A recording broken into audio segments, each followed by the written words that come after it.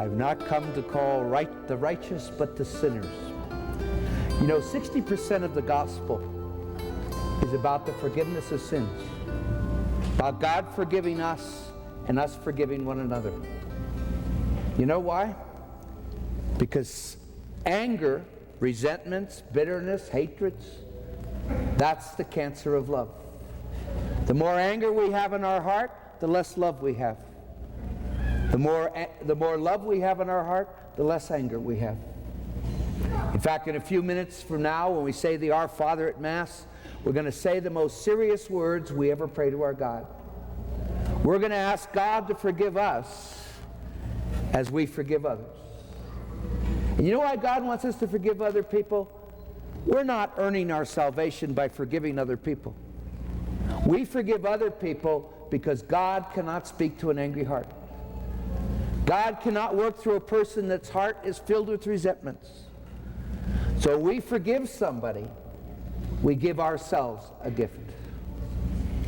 And so that is why last week in our parish mission, our topic was to believe and live the gospel. To really believe that God's love makes each one of us so precious and special. But the reason why we have a week 2 is that so many of us, we can't really believe God loves us, and we can't give that love away because we have too much anger in our hearts. See, Jesus told us a long time ago, the way we measure it out is the way it's measured back to us. If you give a lot of anger, you're going to get a lot of anger. If you give a lot of love, you're going to get a lot of love. In fact, people come to me oftentimes and they say, Father, my life is filled with turmoil. And they say, why? I tell them, you know why? Because you give a lot of turmoil. You get what you give. And so, let me just ask you something very simply. You know, Jesuits are famous for giving quickie exams. Let me ask you this. Do you have a lot of love inside of you? Do you know that you have a lot of love inside of you? That's your experience of God. It's that love that pushes you to go beyond your selfishness, to be kind and compassionate and forgiving. It comes right from God. But if you say to me, oh, Father, I hope I do, or someday I hope to find it. If you don't know you have a lot of love inside of you, it's because you have a lot of anger inside of you. You know, when we were studying as Jesuits our philosophy, we were taught our philosophy in Latin. And at the end of every year, we had an oral exam about that philosophy, and the oral exam was always in Latin. It's a good thing it was. It wouldn't have made any sense in English. But there was a phrase of St. Thomas Aquinas that whenever I didn't have the right answer, I quote this phrase, and it was always the right answer. Quid recipitur, recipitur per modum recipientis. Whatever is received through the mode of the receiver. If you have a lot of anger in your heart, everything you hear is going to be heard through that anger. If you have a lot of love in your heart, everything you hear is going to be heard through that love. The way you hear is what you hear. I'm sure some of you know what I'm talking about. Now, why is anger such a problem? Because when we're children, we're taught that anger is a sin, or we're punished when we get angry. So you know what we learn to do as kids? We learn to stuff our anger. And when we stuff our anger, it comes out in all kinds of crazy ways. You know, it's amazing. When I give missions to parishes that have schools, I give a little mission to the grade school kids. And I ask the first, second, third graders, do you have a lot of love inside of you? And they all have their hands up. They know they have a lot of love inside of them. I ask the 7th and 8th graders, do you have a lot of love inside of you? They look at me, they don't know what I'm talking about. You know what's happened between the 2nd and the 8th grade? A lot of conditional love. A lot of silent praise. A lot of fear. And people get separated from that love. And so what I'm going to talk about this week is 3 different topics about anger. On Monday, I'm going to talk about the negative forms of anger. And since most of us don't know how to deal with anger in a positive way, we've all developed negative ways to deal with anger. See, if you hear nothing I say today, hear this. No matter how justified I am in my anger, anger is always my issue. And I'm not going to feel better about life, no matter what the other person does, until I release that anger. And you see, what we do in our negative forms of anger, we take out on other people the anger that we have that we should be dealing with ourselves.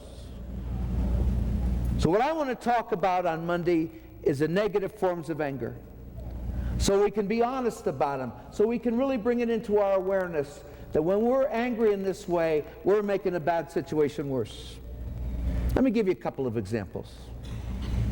Usually with men, the men that have a short fuse, they get angry really easy. Or maybe they're even a rager.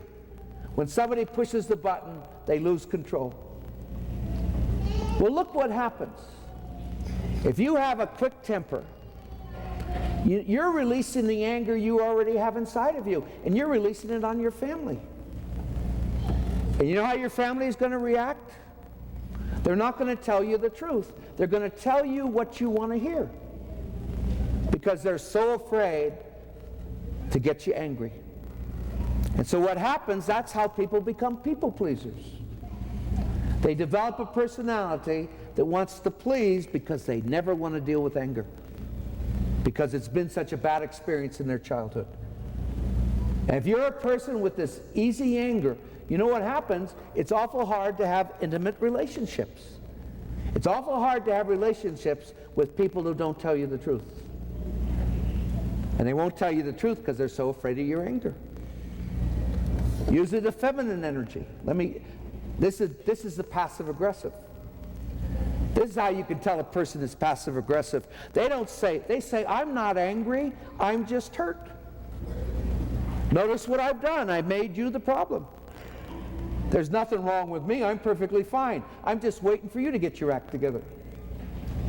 You know what's happening? I'm becoming a victim. See, it's one of the most dishonest statements that we can ever make. I'm not angry, I'm just hurt. Anybody that makes me angry, it hurts me, is going to make me angry. But since I don't get angry, I never get mad. I just get even. Those are those little comments that zing. Do you have anybody that kids you, that when they kid you, you get angry? You know why? Because it's not kidding. It's humor. It's anger disguised as humor. Humor with a barb. Or they'll do things to annoy you. If you want me to be on time, I'll just be a minute late. Never enough to get in the fight, just enough to annoy you. Now the problem is, when somebody has become a victim, they think the reason why they're so miserable is because of somebody else's behavior. The reason why they're so miserable is because they're filled with anger. And they'll never feel better about life until they release that anger, no matter what the other person does. So that's what we're going to talk about on Monday. We're going to be able to identify the negative forms of being angry, so we can know when we're making a bad situation worse. I want to introduce, we have my partner down here, Don Fisher, who's videotaping me. We formed Life Journey together 19 years ago. We wrote the book together. In fact, my whole team is here this week. We're having kind of a corporate meeting on scheduling. Mike Fisher, who's our business manager, Sister Agatha, they're all outside with my books and tapes. And our books and tapes, I should say. And we have, if you can't come and you'd like to get the book, God Loves an Unmade Bed, it's available. I'll sign it after Mass. Or we have tapes of week 1, week 2, of last week's and this week's tapes, that if you can't come, you can maybe listen to them when you're going on a trip this summer, going on your vacation. Tonight, I want to talk about anger. But before I do, I want to talk about one of the most important things, if I think the most important thing, quality for each one of us to have. Emotional honesty. See, I believe, in fact, I had a gal recently, she asked me if I were ever to get married. And you know, they're probably going to give me permission when I get in my 90s. That's how it's been so far. But if I were to get married, she asked me, what quality would I look for in the person I was going to spend the rest of my life with? And I didn't hesitate for a moment. I said, honesty with self. I think it's the most important quality that any of us could have. I, as a man, I could be married to a very insecure woman. I'd have no problem at all. As long as she were honest about her insecurities, as long as she could own it, that's halfway towards recovery. But if she weren't honest, she'd spend the marriage making me the issue. That's what insecure people do. They make the other person the issue. If I were a woman, I could be married to a man who was all tied up emotionally, who didn't know how to share his heart. I could handle it as long as he were honest with himself, as long as he could admit it. Then he could release the anger and get in touch with his heart. Otherwise, he'd spend the marriage telling me I was too emotional. See, all of us have a process for spiritual growth. And that process is honesty with self. And the more honest we are with ourselves, the more we're going to grow. The more dishonest we are, the more we have to blame other people. So I'm taking it a step further tonight. I'm talking about emotional honesty. We have a whole chapter in the book. And this is a great contribution from Don, my partner. But I'm going to take 4 feelings tonight, 4 emotions. Grieving, anger, or grieving, fear, and guilt, and then anger. Whenever we lose something of value, we have to go through a grieving process. A little child, when the family pet dies, the child goes through a grieving process. You have an illness. You lose part of the way you are active as a body. You go through a grieving process. You go through a divorce. You go through a grieving process. I remember when my dad died, I was the oldest in the family. And so I called the mortuary, I called the cemetery, I wrote the article in the newspaper, I prepared the liturgy. And I was realizing that since I was the responsible one, I could go through my dad's funeral and his death and burial without ever grieving. I could bury it all inside of me. In fact, I went away to 3 days in the Sierras by myself so I could experience the loss of my father. See, we can never give it to God if we don't go through a grieving process. If you bury your grieving, it's going to come out in all kinds of strange ways.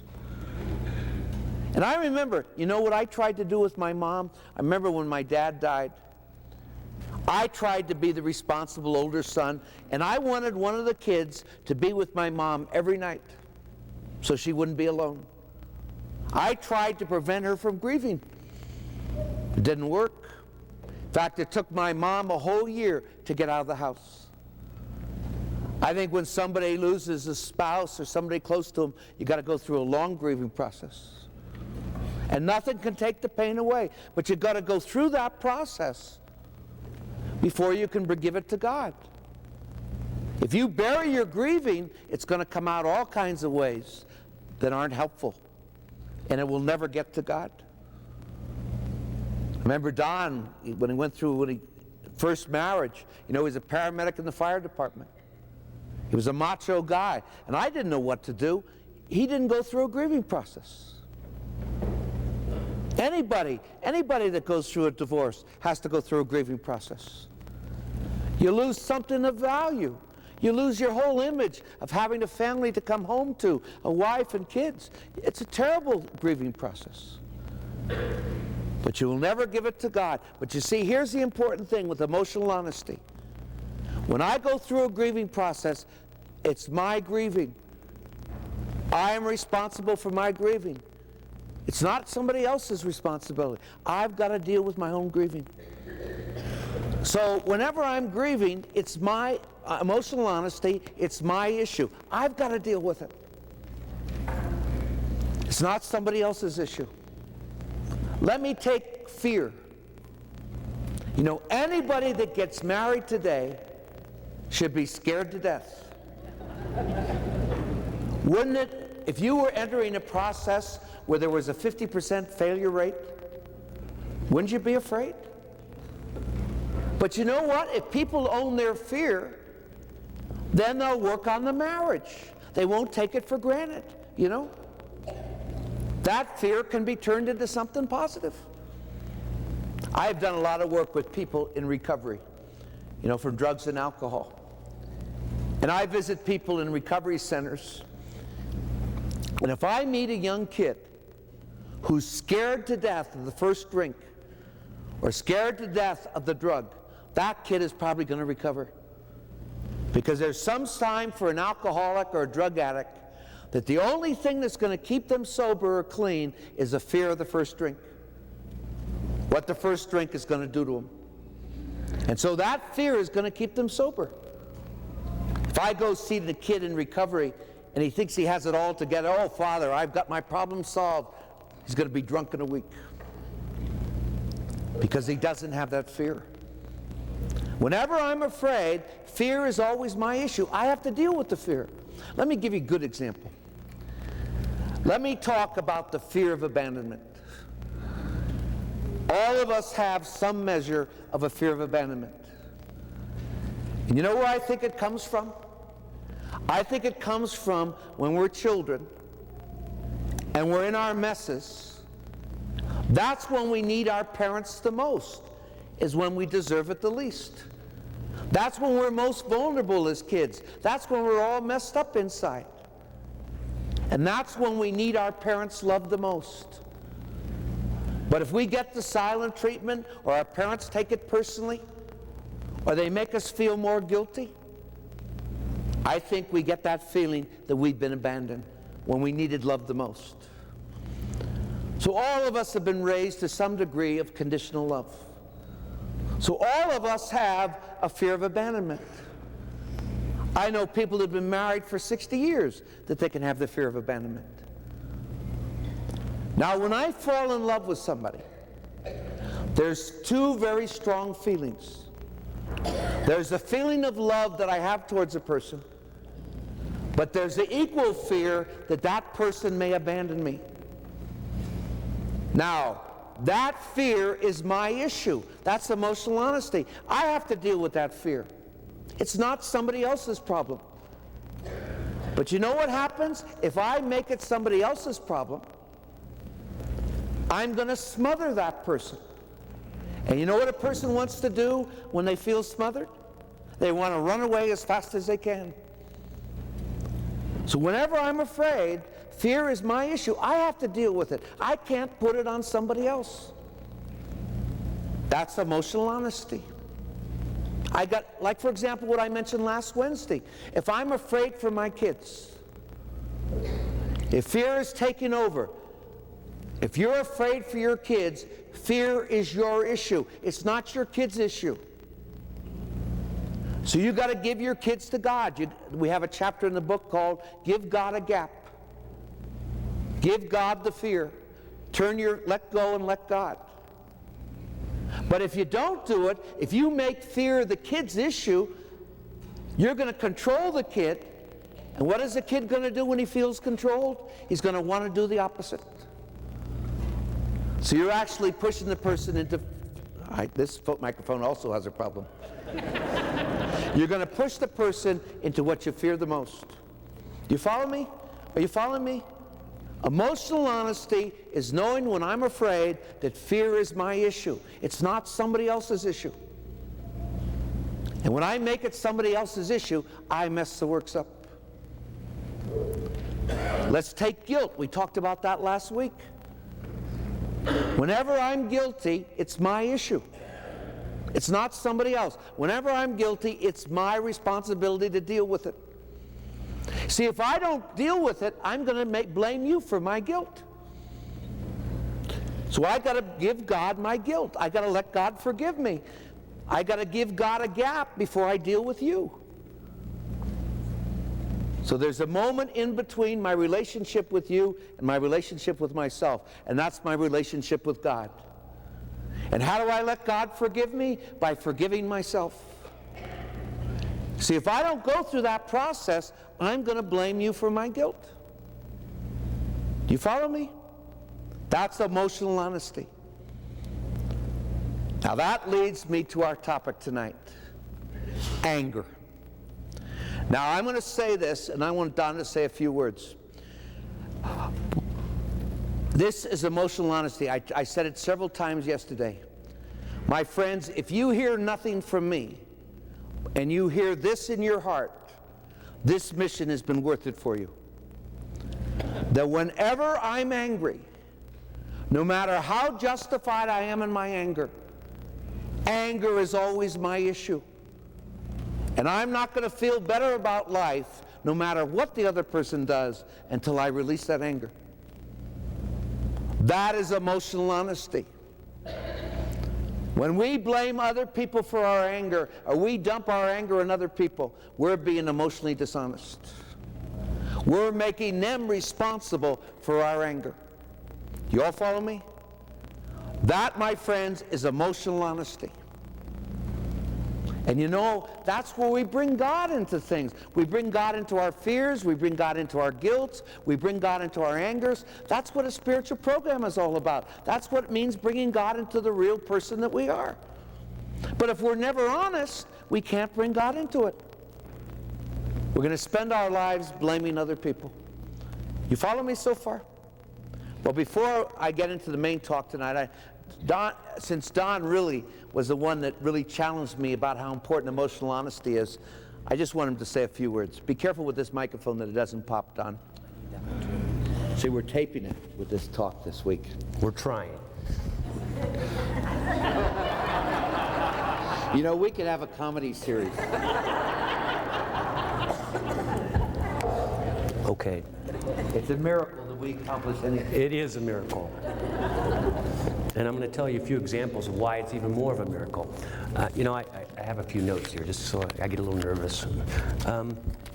As far as emotional honesty goes, I kind of want to tell you where I want to take you on this little talk here. Why don't you talk up there? No, I want to stay here. They say we're like a married couple.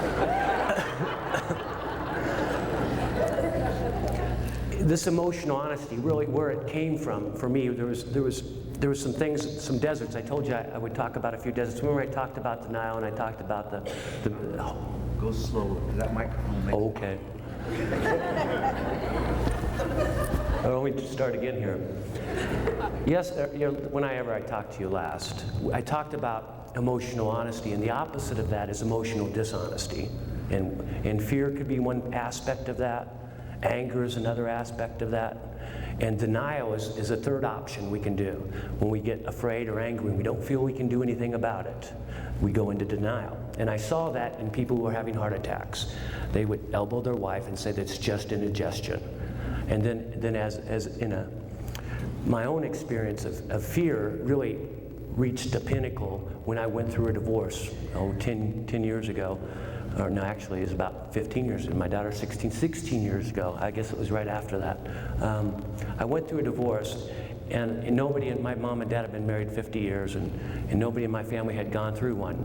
Now, I had some issues, is what we called them. I had some issues about that, and I had a lot of anger and a lot of fear. And I denied that, because I didn't really want to talk to my mom and dad, because I had a lot of shame and guilt about that. Now, there was a few things involved, but a big part of the story was I had fear about my kids. How were they going to be if I got divorced? How were we going to transcend that? And we did not agree on how we're going to raise our kids. So I had fear. That's one avenue that people have. Another one is anger. You know, I was a fireman, and my office burned down while I was at work. Our office burned down.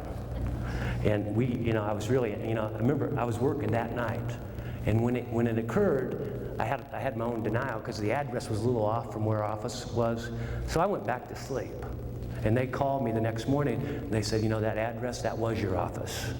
And I remember going to the fire and climbing up the ladder and looking down, and this was a new building.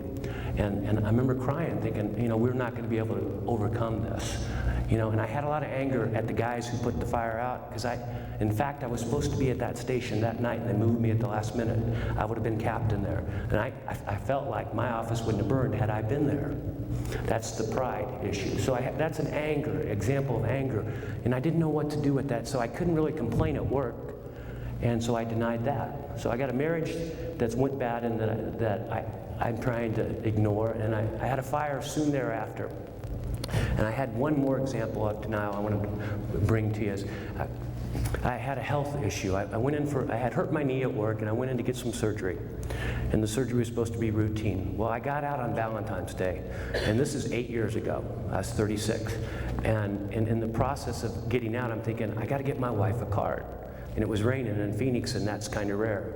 And I hobble into the store, and I come out, and I slipped and fell, and the knee got opened up again, and I had to have more surgery. Now, they had to put a wire and stuff in, and I remember I had to go back in and have them remove it. And in the process of removing it, I came home and I got really sick, and as a medic, I knew something was up. I thought they left an instrument in it. So I went to a different hospital thinking I'll get a good opinion, and ended up staying a month. And my leg turned black, and my other leg turned black, and my hands started turning. Turns out I had that flesh-eating bacteria. Now, I get through all that. That is 30 days in the hospital, and I get out and I'm thinking, I had 17 surgeries on the leg, and I got out thinking that I'm going to be fine. The denial kicked in there. So I have a marriage, and I have a health issue, and I have a fire. So I got anger, and I got fear, and I got denial. Just I remember going as a medic. I went on a call once, and it was a really bad car wreck. Mom and Dad had taken a motorcycle around the block. They were at a party. And when they came around the corner, a Lincoln had a flat, and it came across 3 lanes of traffic and smashed Mom and Dad and their DOA on the scene. And I remember thinking, there's nothing we could do, so we covered them up. And just about that time, 3 little kids come running around the corner. And they're standing, I have the blanket here right in front of me. They're standing right near the blood. And I don't say this to be gory, I just saying sometimes denial's to protect us. And these kids could not, they said, where's Mom and Dad? And I remember thinking, that's God protecting them, because they can't see this. And we put them in the police car and off they went. But that's a type of denial that's good for us. Now, my problem was when I worried about my kids, and I had a lot of fear about the divorce, and we disagreed on how to rear kids, and one of the things we disagreed most on was whether or not to bathe my kids every night. Now, I grew up in the Midwest, and that's what was done for me.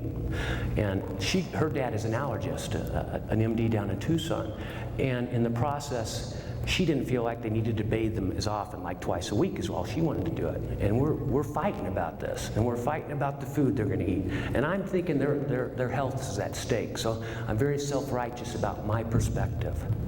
And in the process, we end up going to court. We're going to get divorced. And I remember thinking, I'm not going to not bathe my kids. It's my right as a father. I had a right to do that. So every time I got them, I bathed them. And every time they went home, they told Mom that I bathed them. And there was just like World War III. And we're in front of the judge. I remember, and her dad got his partner, who was an allergist, an MD, to write a letter saying, my kids were allergic to water and don't bathe them as much. And it was about control. Eventually, what happened, because I wasn't heeding their advice, there was an innuendo made that I touched my children inappropriately. Now, not only me, but my current wife. And I remember thinking, how dare you? How could you do that to me? And how, but at some point, I think I asked Tom, how do I get past? I felt like the gloves ought to come off and, all bets are off. And he said, Don, this is about control. And if you can see your part in this, you're trying to be controlling too. You think the rash that gets from poor hygiene, and she thinks it's from too much bathing. And you're both stubborn in your point of view, and you can't see it from the other perspective. And if you could do that, if you could see that you're being controlling, you can repent, you can ask for forgiveness, and God can send the Spirit. And you know what? I want to tell you how this all ended, because it didn't get there overnight. But last summer, my ex-wife and her husband and my current wife and our kids, and they've had another child since, and I've had 2. We all went on vacation together. Now let me tell you, that didn't just happen. That's the spirit of forgiveness. You know, that's a miracle. And if you're open to it, if you can see your part in things. In my case, it was about control because I was afraid and I was self-righteous, and it made it harder to see. But when I was able to do that, God could send in a miracle. He could send it in. And you know what? My kids, I'm moving down to Tucson. I'm moving about 1.5 miles from my ex-wife. And my wife stayed at my ex-wife's house while we're looking for a house down there. So, I mean, this is what I'm doing this for, because we all have issues. I'm not the only one.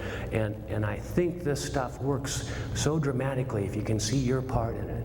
And you can model it. If you could ask for help. You know, pride and denial run hand in hand. And if you have a lot of pride, you have a lot of denial, and you can't ask for help. So our ego gets us into messes, pride keeps us there. But if I can ask for God's help, miracles happen. And I'll have some more about that tomorrow. Thanks. You know what both the women have in common? They can talk about him.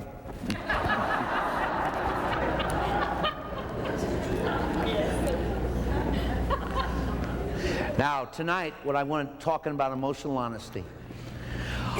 I'm going to name 4 types of ways that when we express anger, we make a bad situation worse. Now, you may be all 4 of these, but what I want you to do is find out, because you know the problem is, my friends, that none of us have been taught how to deal with anger.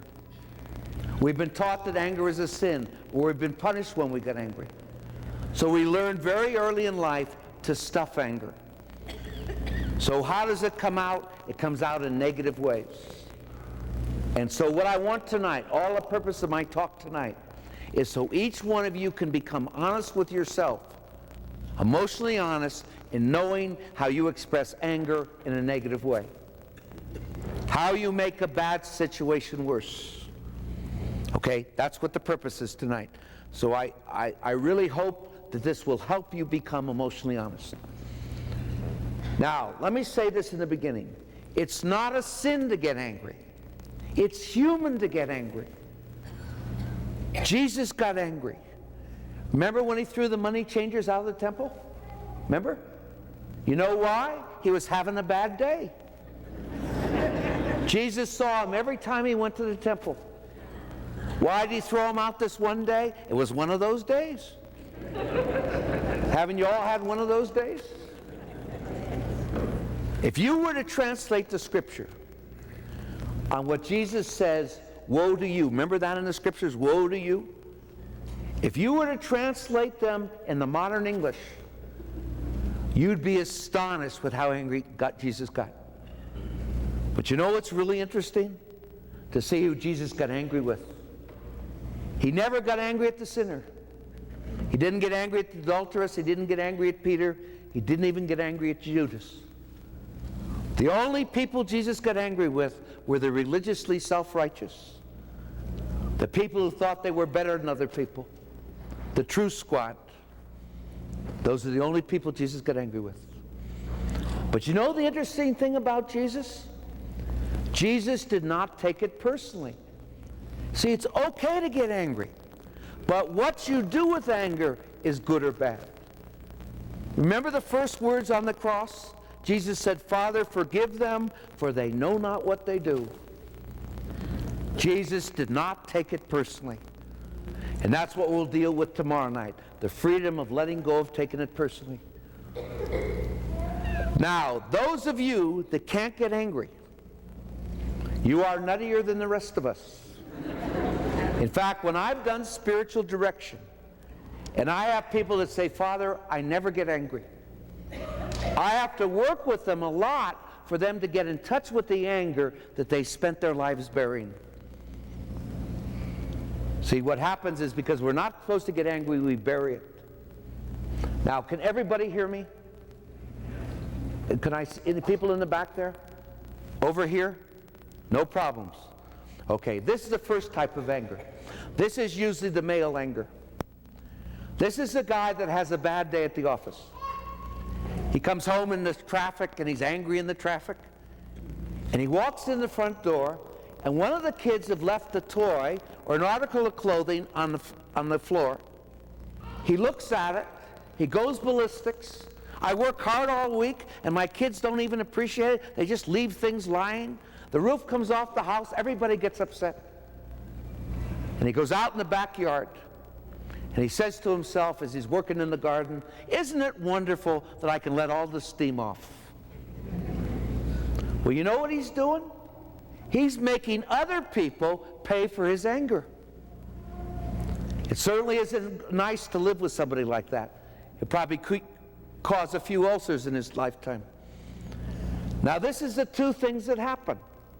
If you grow up in this situation, and believe me, my friends, it's not healthy to blow your top. What you're doing is you're releasing the anger you have inside of you, and you're taking it out on your family. You're making them responsible for your anger. Now, two things happen. First of all, your family, as I mentioned yesterday in the homily, they're going to learn to people please you. That's how people become people pleasers. They're so much afraid of your anger that they're going to tell you what you want to hear rather than the truth. And you know, it's awful hard to have relationships with people who don't tell us the truth. And what happens with the kids growing up with that kind of anger, what happens is they're so afraid of that anger that it affects them all their lives. Now here's where it's really serious. I've come to realize that just as we say there are alcoholics, people that are powerless over alcohol, we can say there are people that are rageaholics, that are powerless over rage. That when somebody pushes the button, they never know what they're going to say or what they're going to do. They lose control. Now, just as we say that an alcoholic family is a family disease, a rageaholic family is a family disease. It affects everybody in the family. Now, I've come to realize over the years, I believe that rage is genetic. What usually happens, it passes on to one of the sons who in the next generation becomes a rager.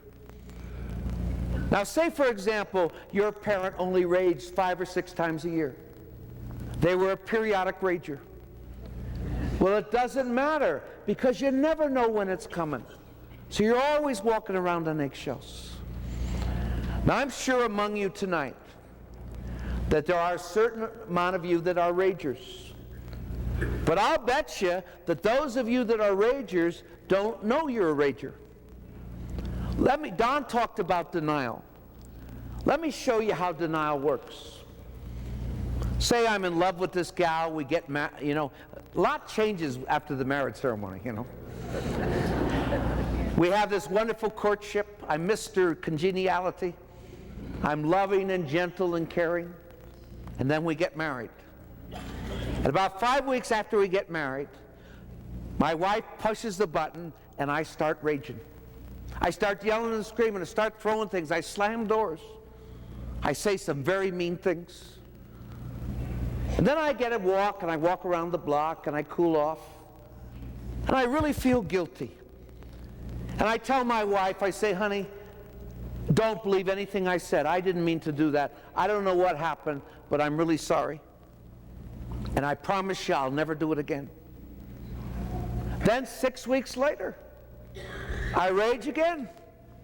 And then 3 months later, I rage again. Well, you know what happens? And this is the same with alcohol. If I want to change some behavior, if I want to change it, and I'm not able to change it, the next thing I do is I deny I have the problem. Anybody with a wife like that would rage. Or anybody with kids like that would rage. So I have to blame somebody for my rage.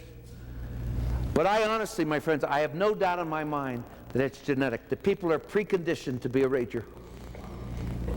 And it's usually passed on to one of the sons who himself becomes a rager. Now, if you grew up with rage in your family, and you yourself did not become a rager, you know what's probably happened in your life? You are so afraid of anger that you will do anything in the world to avoid anger. So what happens is you give people a lot of power over your life. You never tell people when they do things that are inappropriate. What you do is you just are so afraid of anger that that runs your life. Now, what I recommend, if any of you come from a rageaholic family, it is a family disease. And what I suggest you do is get the series Anger and Forgiveness, and the work I'm going to suggest tonight, tomorrow night, and on Wednesday. And you know how you're going to tell when you start getting healthy? That'll be when you get angry at things that you should get angry at. You know, I had a terrible experience at anger, and a lot of anger is justified. You know, I had eye surgery 2 years ago this coming August. It was simple cataract surgery. And what happened during the surgery, the doctor ruptured my retina and did a lot of damage to the macula. In fact, I can't see out of my left eye. And he never told me. You know, he just said this is going to take time to heal. Well, one day I was driving, I put my hand over my right eye, and I could not read the license plate that was in front of me. All I saw was a shadow. So I got another opinion. They sent me to a retina specialist. He put a cortisone shot in my eye. My temperature shot up. And you know what happened? I have glaucoma now. But I can't see depth, night driving, all that kind of stuff. You know, I was really angry about that. And I was justified in being angry. You know, but eventually I let it go. Because it's not healthy to carry that anger around. But it took me a while to realize how angry I was. But you see, I should get angry at that. You know you have a proper balance with anger when your anger is appropriate. Now that's the male type. Let me talk about the feminine type. Now ladies, let me ask you this to start with. Did your moms become victims? See, if your moms have become victims, they have probably taught you the way you deal with anger is you become a victim. Now, how do we know somebody's a victim? They use the key victim word. I'm not angry, I'm just hurt. That's the most dishonest statement that anybody could ever make. It's emotionally dishonest. You know why? Anybody that hurts you is going to make you angry. But notice what I do when I use the word hurt. I'm not angry, I'm just hurt. I make you the villain. There's nothing wrong with me. I'm perfectly fine. I'm just going to wait for you to get your act together. So I don't get mad because I'm not angry. I just get even. See, most priests are passive-aggressive because you know why we're taught never to get angry. It's a sin to get angry, and we don't want to sin. It's amazing. You know how I can tell with my anger? You know, I'll talk more about this tomorrow night, but it's amazing the things I have not forgiven my dad for, his bad qualities, are the exact same ones I'm developing. But my dad was one of those that he was loving to everybody. Everybody thought he was such a wonderful, loving man. You know who he was hardest on? The family. That's me. I'm much harder on my family than I am on anybody else. And you know, I can tell when I'm angry at somebody two ways. I make those jokes, you know, those jokes with a barb, disguised anger with humor. I make those zingers. Or you know what else I do? I gossip. I gossip about them. That's my passive-aggressive anger. So I know when I'm zinging people with humor, or I'm gossiping about them, I'm dealing with my anger. Or I do things, what I talk about, I do things to annoy people. Little ways. Like I talked, if you want me to be on time, I'll just be a minute late. Not enough to get in a fight, just enough to annoy you. Oh, how can I forget to lock the back door every day? You know, I had an experience that I was in a parish in Florida. You know what he'd do? He'd tell people from the pulpit when they were late for church. He'd just tell, hey, come to church on time. Or when they were leaving, stay here until the end. He'd talk right from the pulpit. I've never seen so many people come late to church.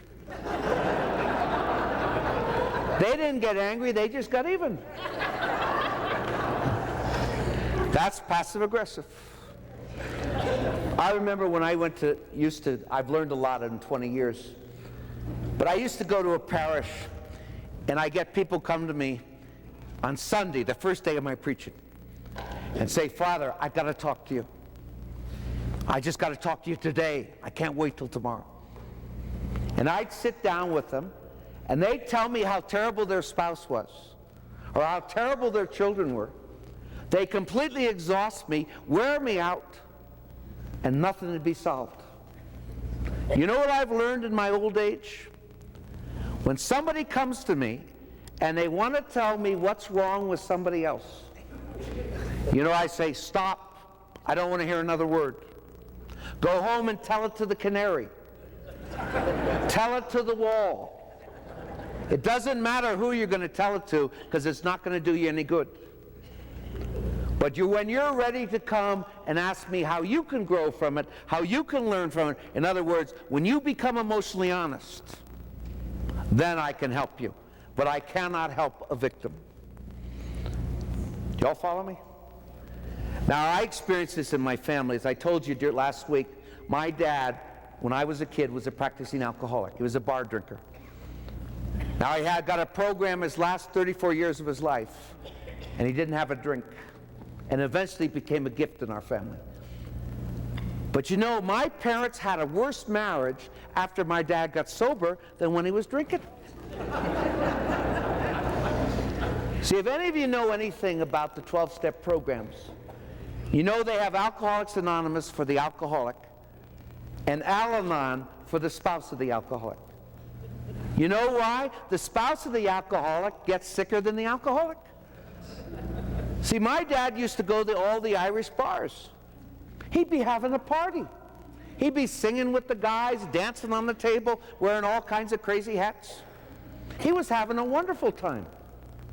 My mom wasn't having a wonderful time. She was at home waiting for him, just getting angrier by the moment. And you see, what happened is my dad went to AA to get rid of his guilt. My mom never went to Al-Anon, so she still had all those angers. You know, it's an amazing phenomenon. My dad used to be a great speaker for the program in San Francisco area. They'd invite him to all the big talks. And he had a wonderful, he'd say, oh, Ray, you're so serene. But you know the one problem? He forgot to bring that program into the house. My mom would zing him, he'd zing her back. In fact, there were years I told them I wish they'd get a divorce. I did not like to be around my parents because they were always fighting. It was a terrible ordeal because my mom was still angry. And you know what she'd say to my dad? You haven't changed a bit. Well, what hadn't changed a bit was the anger that was inside of her, and she was blaming my dad for it. Well, my mom came to some of my retreats, and she understood in her heart that alcoholism was a disease, that my dad would have done it to anybody he married. You see, my dad was compulsive, and so my mom always felt second best to whatever my dad was addicted to. My dad was a workaholic, so my mom always felt second best to his job. She felt second best to his drinking buddies and to the bars. Then when he got sober, she felt second best to AA and his sober buddies. And she was always angry about being second best to his job. Well, when she understood that my dad was compulsive, that's the way he was, she realized he would have done it to anybody. He wasn't doing it to her. And when she let go of the anger, my mom and dad had a beautiful marriage. The last 15 years, they were married 54 years. And the last 15 years of their marriage was the greatest gift they gave us, their kids. was their love for each other. But my mom had to get rid of the anger before they could the love could flow. Do you follow me? So any time that you're married to an abusive person or an alcoholic or a drug addict, you're going to get very angry. That's justified. But you have to get rid of that anger or it stays inside of you. Okay? Now, here's where it's really serious. I'm sure many of you have heard of the fatal attraction. In fact, maybe some of you saw the movie, Fatal Attraction. Now, what causes a fatal attraction? When somebody has a strong fear of abandonment, that when they fall in love, the fear of abandonment takes over and it creates very dependent relationships. That's what the fear of abandonment creates, great dependency. Well, you're going to find that there's a correlationship between dependency and lust. Dependent relationships are very sexual because there are no boundaries. And so what happens is people get married. But because they have this great sexual relationship, they never develop the spiritual foundations for a relationship, like trust and communication, sharing and friendship. So the relationship falls apart. Now what happens?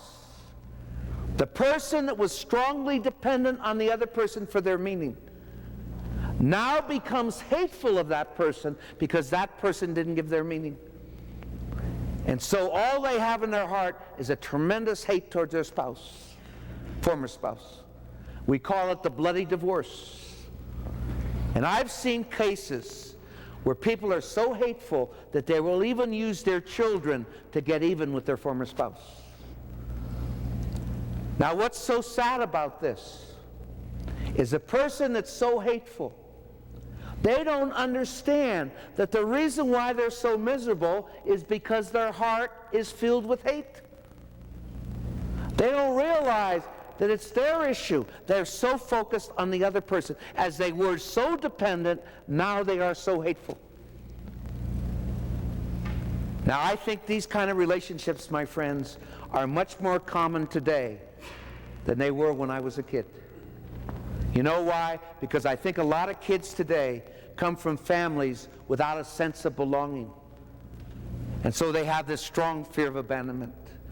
And they create these terribly dependent relationships. Do you follow me? I think these are real issues today. That's the second type of anger, when a person becomes a victim. Here's the third kind. I'm not angry. I'm not even hurt. I'm just deeply disappointed. Or what you do saddens me. See, this person is so distant from their anger that they can't use the words anger or even hurt, so they use words like disappoint or sadden. And so you know what this person does? They withdraw. You cease to exist. There's all kinds of people in their family that they don't talk to anymore. There's all kinds of friends in their past that they become disconnected from. They have a very simple way of dealing with anger. You cease to exist. Well, that's not healthy. You know why? Because that person has all that anger still inside of them. And they never process it. They never grow from their relationships. That's the third kind. Now here's lastly the fourth kind.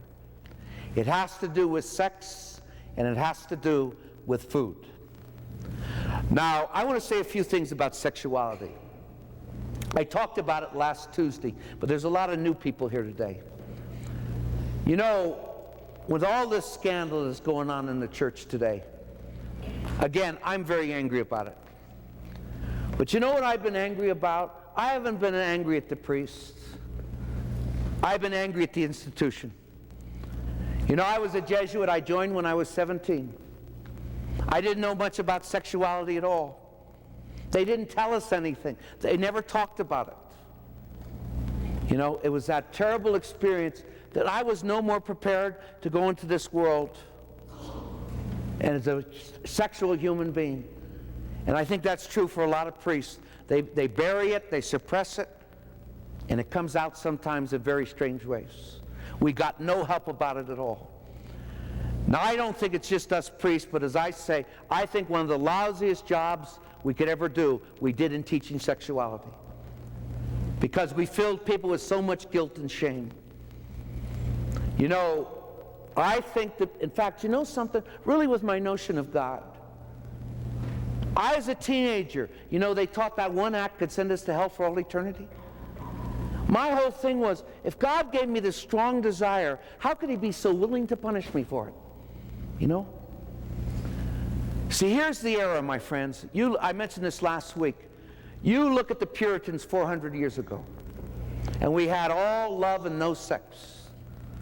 We look at today's society. We have all sex and no love. We've been never able to put it together again. You know what I think the big error was? I think we were taught we had a body. And what do we have the body for? To have babies. I think that's a terrible teaching. I don't have a body, I am a body.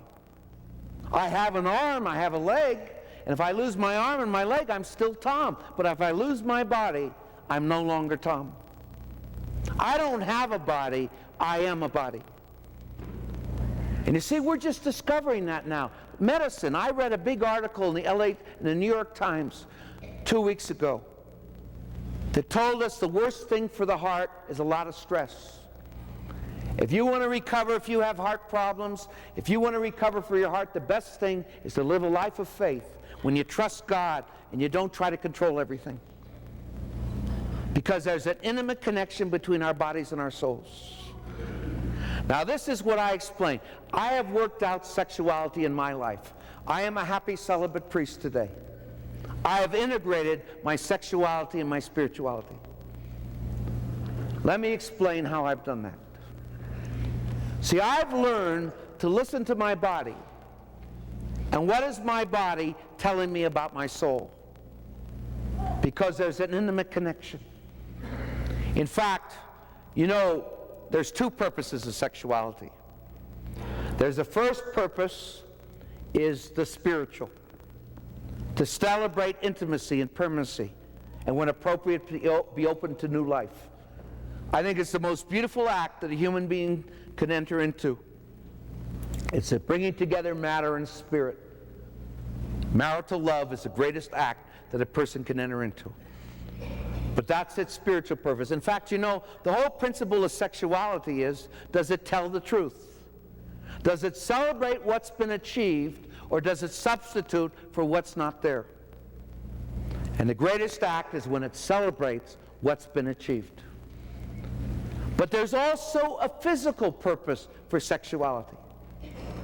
If you put a lot of stress in your body, if you put a lot of fear into your body, a lot of anger in your body, your body has to find a way to release that stress.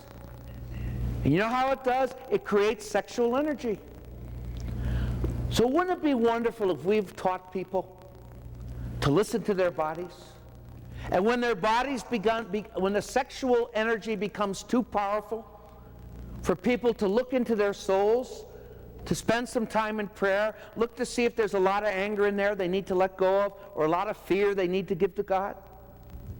Our bodies would be leading us to our souls. It would be helping us on our spiritual journey. It'd be a wonderful gift from God. In fact, you know, my friends, if you put your name, we have the collection tomorrow night, I should have mentioned, because it's a big talk. But I hope within the next year to do a series, whether it's a book or a tape, on how parents to teach their kids about their sexuality in terms of their spirituality. To teach kids to learn to listen to their bodies, and what are their bodies telling them about their souls. I think there's a huge vacuum out there today. You know, there's almost people do whatever they feel like. There's no morality to it. And I think kids are starving to have boundaries that make sense, you know. Are you following me? You know, my friends, when I was taught sex as a teenager, that's when they did all the damage. You know, every sermon we got as teenagers, every retreat was always about sex. And they filled us with so much shame and guilt that it destroyed our attitude about sex for many of us for the rest of our lives. Have you ever noticed with a teenager, how much angrier a teenager is than a little kid? Have you ever noticed how much angrier teenagers get? There's a lot of pressure on them. They're expected to be adults and treated like kids. It's amazing how many parents have forgot what their own adolescent years were when they have adolescent kids. In fact, usually the strictest of fathers were the wildest of kids. But kids go through a lot of stress. It's not easy being a teenager. And I think especially today, my friends, I think that I don't think our kids are too happy today. I think we put so much pressure on them. In fact, you know what I think we're doing? We're using our children's childhood to prepare them for the economic system. We're making them so thoroughly competitive.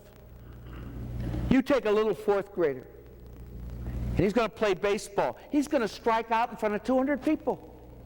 He's going to disappoint 200 people. When I was a kid, we played in the park. I got up and I struck out, and the next kid got up and he struck out. But you know what? It was only a game. You know, let's think, I don't know how many young parents are here, but look at how we take them from one competitive thing to another. It's insanity. And most parents know it's insanity, but you know what they're afraid? Their kid will lose that competitive edge if they don't get him into everything, you know? A kid gets a low grade in the SAT, he's destroyed for the rest of his life. You know, I recently went to dinner with a couple of kids that I taught in high school, whose boys were now going to the same high school. And you know what they told me? They said, Tom, we enjoyed high school so much more than our kids are today, because there's so much pressure on the kids.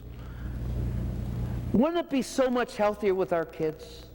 Instead of telling them that one act is going to send them to hell for all eternity, if we taught our kids how to deal with their fears, how to deal with their angers, wouldn't that be so much healthier? You know, a kid is filled with emotions, and we ask a kid, how are you doing? And you know, they don't know how to talk about their feelings. And there's so much going on inside. Wouldn't it be so much healthier if we taught them how to deal with what was going on inside? You know, we teach them the computer, we teach them math, we teach them English, we teach them all these things, but we don't teach them how to live and how to love, you know? Anyway, are you following me? In fact, you know, I was with our family ever since my dad died. Our family goes a week to Yosemite every year. Because, you know, we go Easter, Christmas, and Thanksgiving, but you spend a little time with the family. There's so many people, you say hi and goodbye. So we just go and we hang out together for 3 days. Just time taking walks together. Now, my sister said something that really shocked me. Now, I like to think I'm not shocked, but I was shocked. She lives in Marin County. If any of you know that is, right across the Golden Gate Bridge from San Francisco. It's a very affluent area. In fact, only 18% of Catholics go to church there. You know what she told me? She told me the big thing in Marin County for the 5th and 6th graders was having sex with each other. I was shocked. When I was in the 5th grade, 6th grade, I thought the storks brought babies. And immediately when I heard that, I blamed television. It's got to be television. Then I reflected. Remember when I told you about, it was last Sunday's homily? I was up in that parish in Napa Valley, and during lunchtime and recess, it was warm weather, and I opened my window, and I just listened to the way the kids talked to each other. These little kids. I was astonished with how angry the language was.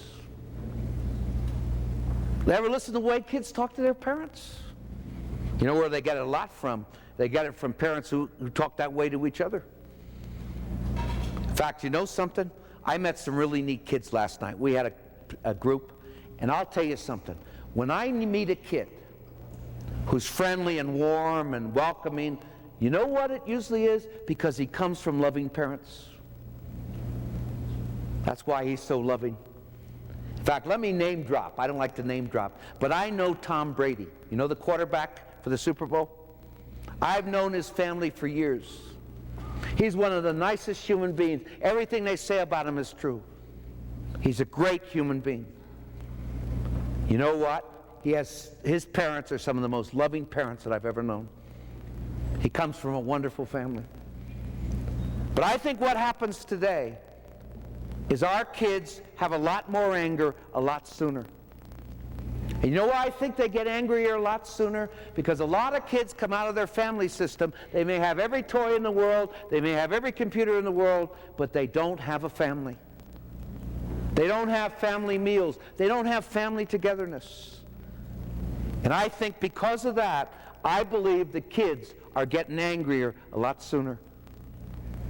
And how is it coming out? It's coming out in sexual energy. You know, I have experience. I take a walk every day. And sometimes I have some guy come to me, maybe in his mid-30s, and say, Father, can I take a walk with you? There's just things are not working in my life.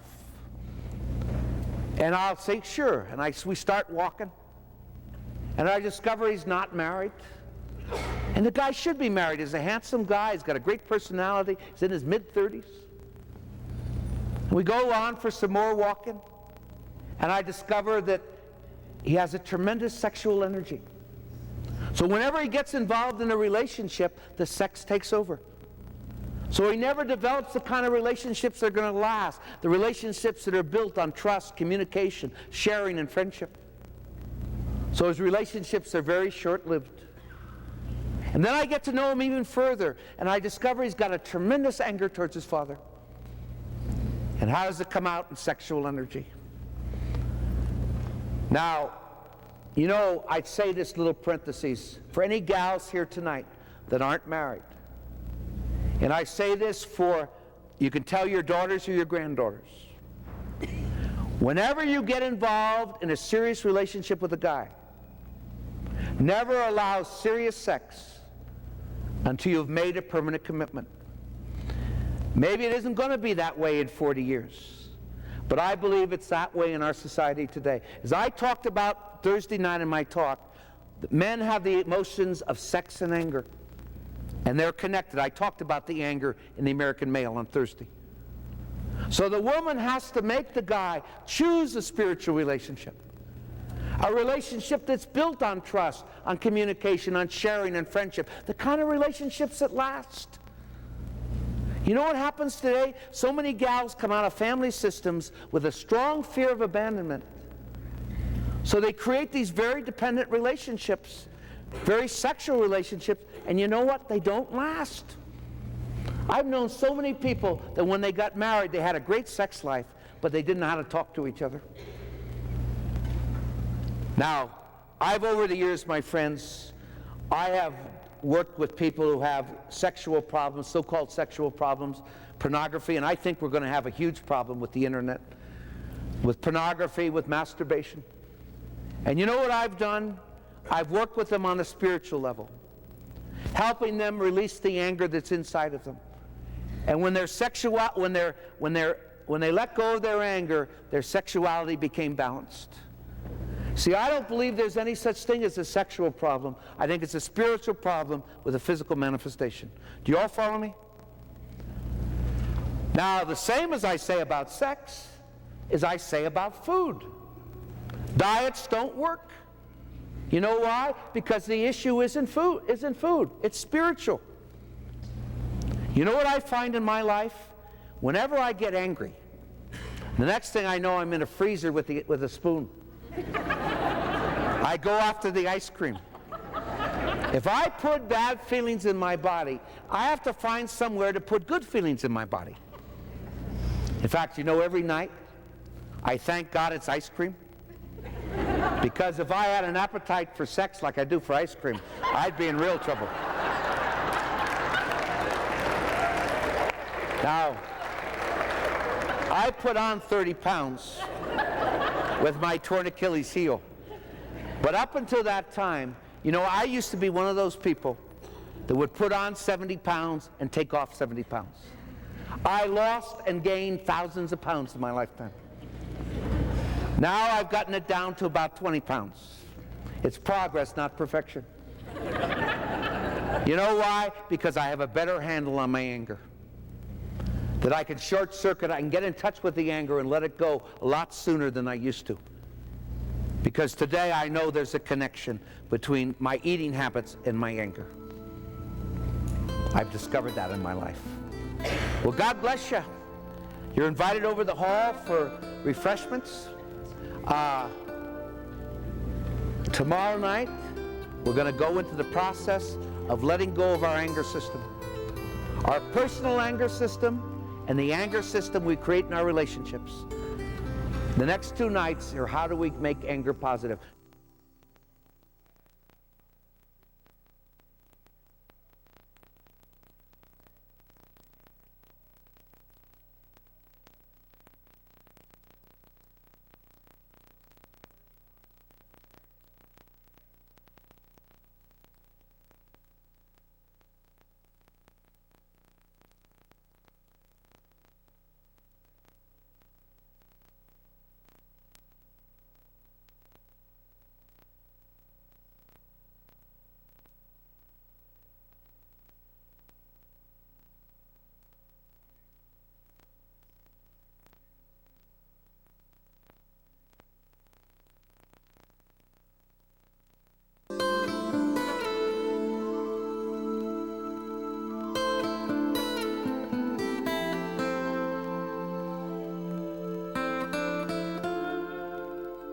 Now tonight, what I want to do is I want to begin with the first way of releasing anger.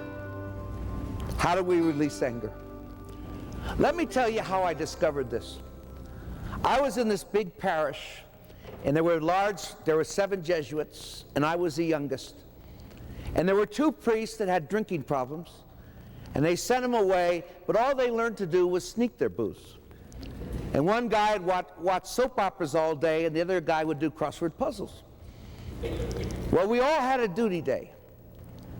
And that means any wedding that comes on that day, any baptism, any funeral, is your responsibility. Well, my duty day was Wednesdays. Theirs was Monday and Tuesday. Well, I hear the phone ring on Monday, and one of these guys would pick up the phone, and I'd hear him say, "I'm sorry, we don't handle weddings on Monday. Can you call us back on Wednesday?" And when I hear him say it, it's like somebody put a knife in my gut. I got angry, then I'd bury the anger, and I'd rationalize.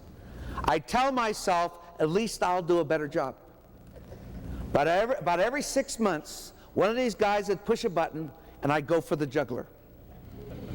Well, I'll never forget. By the way, can everybody hear me tonight? Can you hear me in the outskirts? Over there? If you can't, let me know. Now, where's Stephen? Everybody hears me? Okay. Now, it was a rainy Monday night. That weekend, I had 5 different weddings. I had 6 individual baptisms. I was exhausted.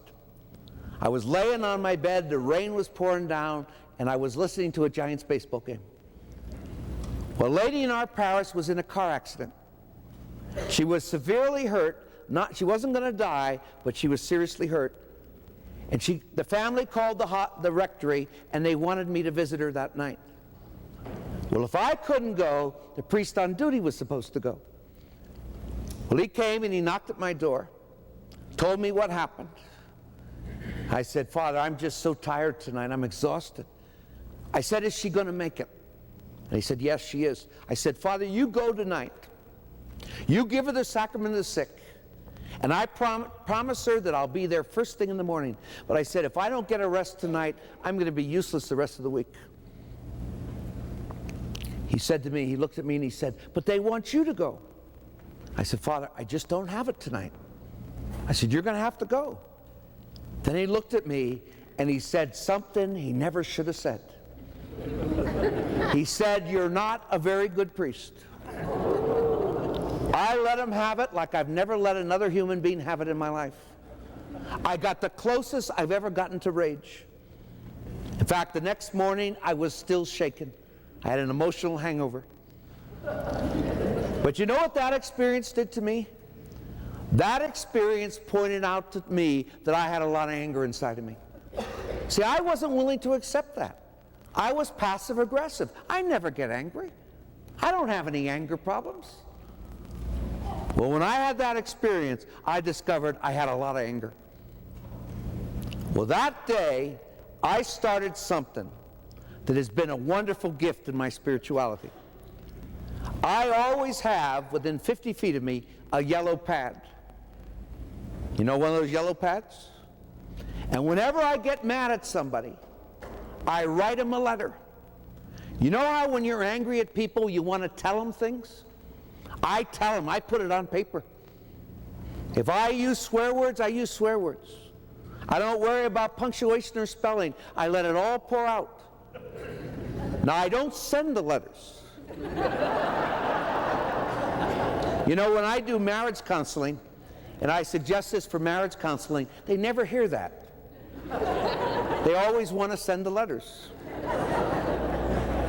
See, what I'm doing by doing this, my friends, instead of stuffing my anger, which I used to do, I'm processing my anger. Now, I can't explain this tonight because it was a big talk last Monday night. But my whole methodology is based that there's a God of love inside of us. The God within, the kingdom within.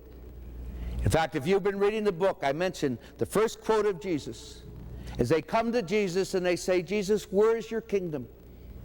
And Jesus says, some people are going to say it's here, some people are going to say it's over there. My kingdom is none of those places because my kingdom is within. It's a love inside of each one of us, our personal experience of God. Now, last week I talked about the two things, how I concretize my faith on my tremendous desire to be good. Look, you're here tonight. You want to be good. Where does that desire to be good come from? God's love inside of you. God's love is always there. And the second thing I mentioned, which is for me the greatest proof for the existence of God, that I can look back at my past, my darkest moments, and today I can be grateful for them. I sure wasn't grateful when I was going through them. I thought I was going through hell. But when I started to make my way through the desert and I started to grow spiritually, I could look back and be grateful. That for me is the greatest proof for the existence of God.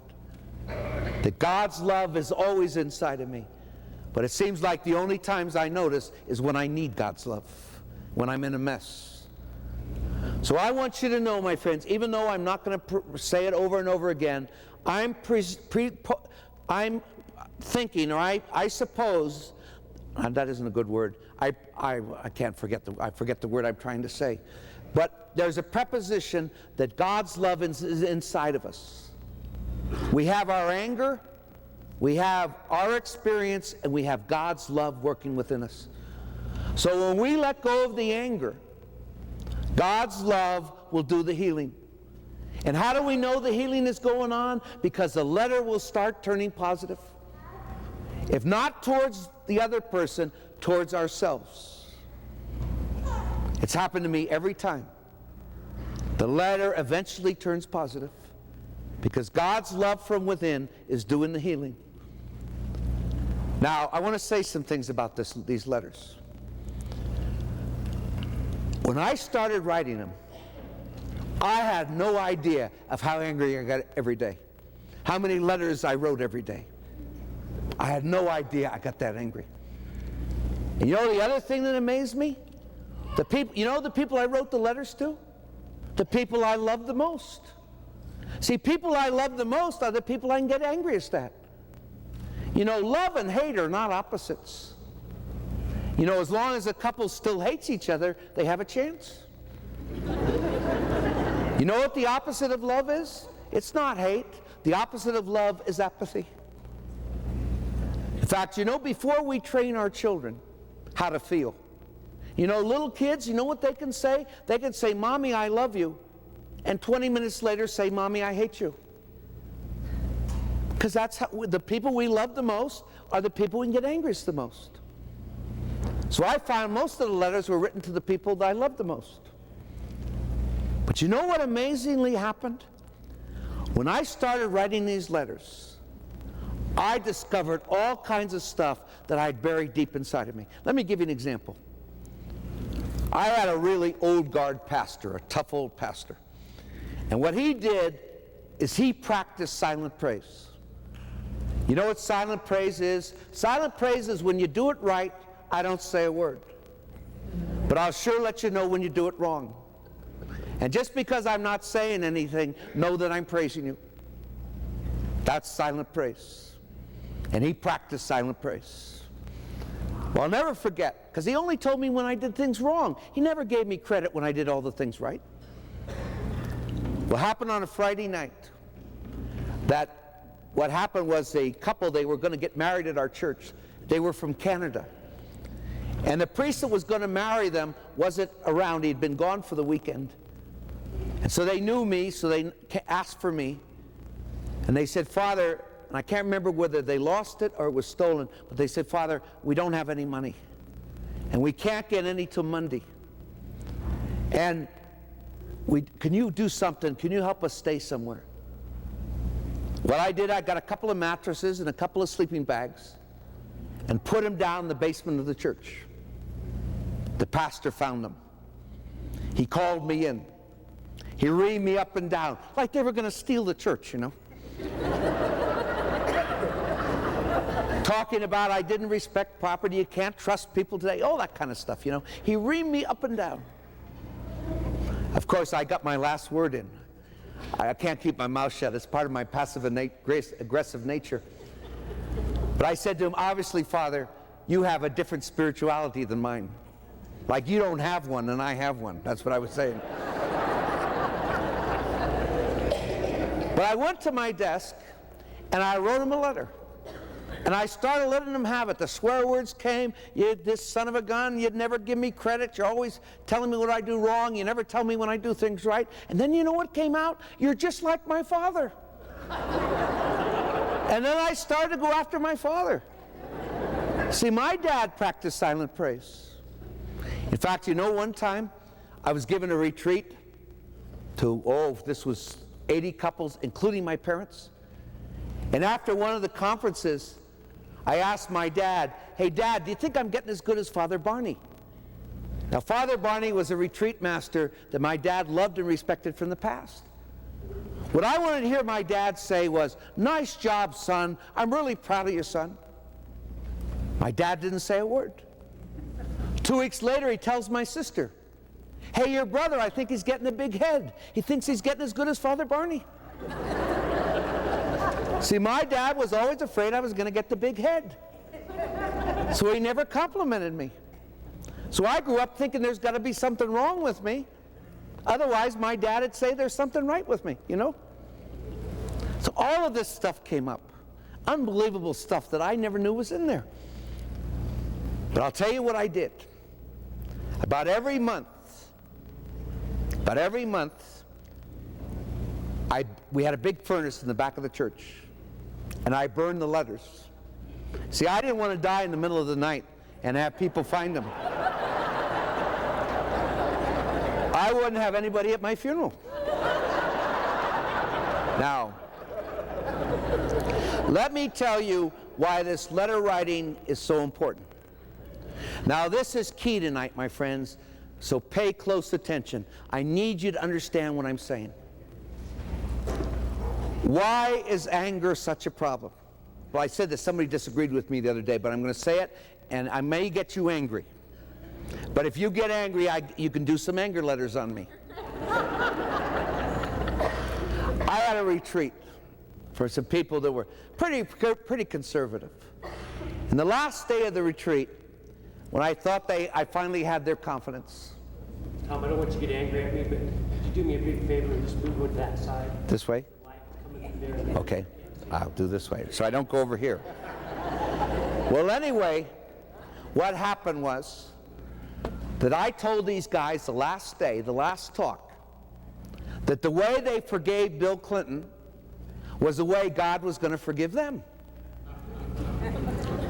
You should have heard the gulps in the congregation. You know what I was trying to tell them? Here is the insanity of anger. We had all these Clinton haters They weren't doing him any damage. They were doing themselves a lot of damage. He might as well have been living with them. They were carrying all this anger, all this hate around that they were spewing on other people. And they weren't doing him any damage. He was doing them a lot of damage. They gave him control over their life. He might as well have been living with them. That's the insanity of anger. You know, that's why, my friends, I might have said this last week, but I look at negative talk show hosts as I do drug dealers and pimps. They make their money off the weaknesses of other people. They throw red meat at angry people. They just tell people to get more and more angry. And believe me, that does not help our society. I think it's just like pornography. Because all they do is give angry people excuses to stay angry. And that's a terrible disservice to another human being, and it's a terrible disservice to the family, the people that have to live with the person. Are you following me? You may not agree with me, but think about it. Because that's the insanity of anger. That we stay fixated on the other person, we give them all kinds of power over our life, and we're doing them no damage at all. Now, this is a very important point. I need you all to pay attention to this. Have you ever known somebody in your life, I'm sure you all have, who's tried to own you? The kind of person that makes you responsible to them instead of yourself. That always your first reaction is, what are they going to say or what are they going to do? Do you all follow me? Think of somebody in your life who has held you a hostage. Okay, I'm sure you've done it a few times too. I have. Now, what I want you to notice is when you were holding this person a hostage, or when this person was holding you a hostage, you were all concerned about their behavior and you paid no attention to how angry they made you by holding you a hostage. Because you were all wrapped up in their behavior and you paid no attention to your own feelings of anger. Do you follow me? Do you follow me? That's what we call enmeshment. We don't know where we begin and the other person ends up. Now, I'm sure some of you have experienced this, that you've been so angry at somebody that all you can talk about is their behavior. That's an obsession on another person. That everything you come out of your mouth is anger at their behavior, talking about their behavior. You know what I'm talking about? The only way I know to let go of an obsession on another person is to write these anger letters. You know why? Because when you write the letters, you get off of their behavior and you start writing your feelings. So you're talking about your feelings and not their behavior. Now here's the first rule of dealing with anger. Never attack somebody's behavior. Whenever you attack somebody's behavior, you're always making a bad situation worse. I can be 100% wrong, but if you attack my behavior, I will always become defensive. And that's true for all of us. Whenever we're attacked, we become defensive. So don't attack my behavior, but tell me how my behavior made you feel. Talk about your feelings, not about my behavior. Say we're married, and you're giving me the silent treatment. And I tell you, you're just like your mother. Your mother loved to make your father miserable. In fact, the more I think about it, your whole family is miserable. And you're probably going to tell me the worst mistake you ever made was marrying me. And we'll say some pretty mean things to each other. But when I tell you that when you give me the silent treatment, I feel all alone in this world, I feel empty. I feel so lonely. You love me, and you don't want to do that to me. So you're going to hear me. So never attack somebody's behavior. But share with them how the behavior made you feel. Talk about your feelings, not about their behavior.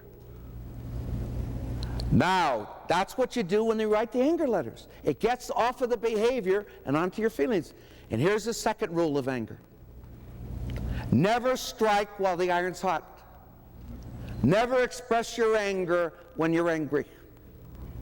When I was dean of discipline, and some kid would get into trouble, you know what I tell the kid? Don't let me find you. Hide for a day. I got to process this. And what I'm saying, my friends, when you deal with the anger when you're angry, you're always going to make the situation worse. So I'm telling you, in all marriages, in family life, there's always a time of time out when people get angry. There's time out. You got to give people space for each person to work on their own anger issues, so when you come together, you can make it positive. That's why in our book, God Loves an Unmade Bed, I think the most important chapter is Give God a Gap.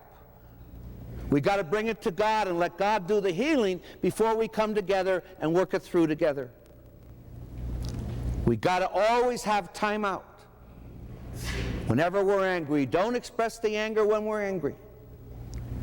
Now, those of you that are young parents, you know, I really tell you, my friends, as husband and wife, work the things I'm going to share with you, like this, the anger letters, with each other. Get used to doing it. Processing your anger, making anger positive. And then when your kids get to the age that they can write, start teaching your kids how to work with anger, how to process anger. The worst thing you can tell your kids is don't get angry, or it's wrong to get angry, or it's a sin to get angry. Because all you're doing is teaching them to stuff their anger.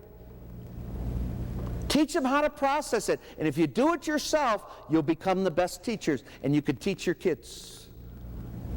And so what happens is the kids grow up, you're going to have a positive way of dealing with anger in the family. I think that could be a wonderful process in a family. Now I'm going to ask Don to say a few words, and then I'm going to come back with the most important thing of the 2 weeks. So Don? I just want to refresh what we talked a little bit about since I've been here. And the first thing I tried to say is that there's a kingdom within, and it has to do with our feelings. And the biggest, we have to, if we want intimacy, spirituality does two things in my life. It allows me intimacy with myself, intimacy with God, and intimacy with others. And the second thing is it guides me out of my deserts. Now, the hurdle in that evolution is that we have denial. So I can't see into me. Into me see. And the obstacle is denial. And there's always one thing associated with the denial. You know, if I'm really proud, if I don't think I'm doing something wrong, I have an equal proportion, you know, as much arrogance, as much pride as I have. That's why it's so hard for people to ask for help. Because if you have a lot of pride, and I had a lot of pride, I couldn't ask for help, so I couldn't see into me, and I wondered why I had no intimacy.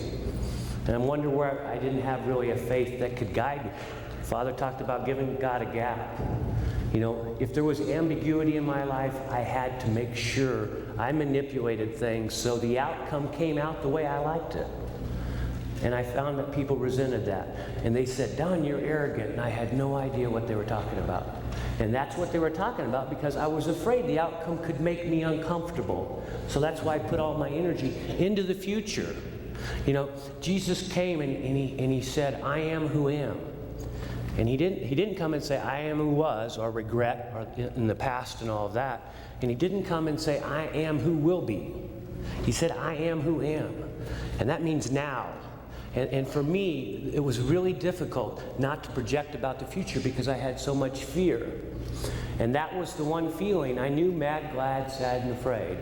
But the fear, I didn't know how to identify. And I didn't know how, you know, so what I did, I denied it. I got disconnected from my feelings, and I found that I had no intimacy. Now, Jesus came and he said to us, turn the other cheek. And, you know, that's the problem as I see it. Now, The solution, as I see it, comes when Father and I talked about this. It came to us when we were talking about turn the other cheek. See, if I had, and I said, did Jesus want us to stay in abusive relationships? I don't think that's what he meant at all. I don't think he said take more. I think what he was saying to us was to, if you turn the other cheek, you have to look at things differently. You have to have a different perspective. And for me, that means I had to ask somebody else what their perspective was, and that was the way through the denial. And to be able to do that, I had to ask for help, and I had to give people permission to give me their perspective. And when I get angry, and Father talks about getting angry and how we shouldn't take it personal, and we don't strike while the iron's hot. Now, I've been working with him for 20 years. I still strike while the iron's hot on occasion. And I think that's human nature, and I think I got a long way to go if that's the case. But I can come back and I can repent when I do it, and I can try to see it from. Usually, when I get angry, I'm afraid about the outcome, so I try to control, intimidate with my anger. Well, when I have a story to illustrate turning the other cheek and how to look at things differently.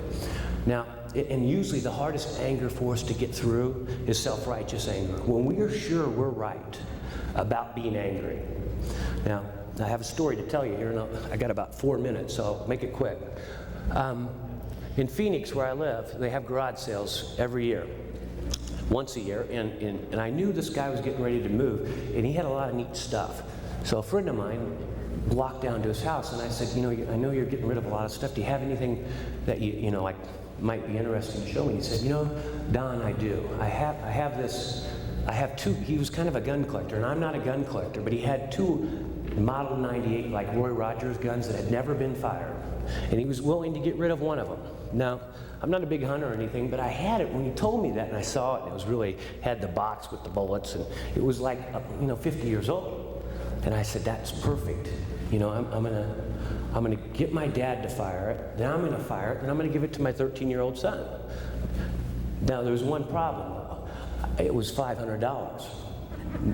And I had to, I don't know if you guys ever fight about finances, but in my home, on occasion, we've been known to argue about money. So I'm thinking, how can I do this? How can I get what I want, and kind of sneak it under the radar and not get in trouble? So I'm thinking, and I said, I know, I'll just stay vague about it. Honey, I got it at a garage sale, didn't cost that much, and then I went right into my story, and she didn't really press me. So my first part of my scheme worked. She said, oh, you sure wasn't too much? I said, no. Don't worry about it. Well, I go on a mission maybe a month or 2 later, and my wife, while I was gone, she called up, and she said she had something she had her eye on. And she said, this is what I want, and this is how much it costs. And I said, honey, we really don't have the money for that right now. And if you want it, you're going to have to figure out a way how we can do something different in our budget to get what you want. And just let me know what that is. Well, she wasn't very happy with that response. But she said, fine, Don, and hung up the phone. Well, I get home from the mission, and we get home on Fridays, and when we got home, there was like a Western art show, and I'm not into art, but I wanted to go find a picture. I had this gun framed, and I had it. It was, by the time I'm done with this thing, I got $800, $1,000 in it. And I said, I got to get a picture to go next to the gun over the mantle on the fireplace. And so I go walking with, I take my daughter and my wife, and we go into the museum, and I see this little cowboy on a horse in the sunset, about that big, and I said, that's perfect. I said, wouldn't that look good next to the gun, honey? And she flinched. And my ears went right up. And I said, honey, wouldn't that look good next to my gun? And she said, I got something to tell you about that gun, Don. And I could feel my veins starting to come up because I knew it wasn't good news.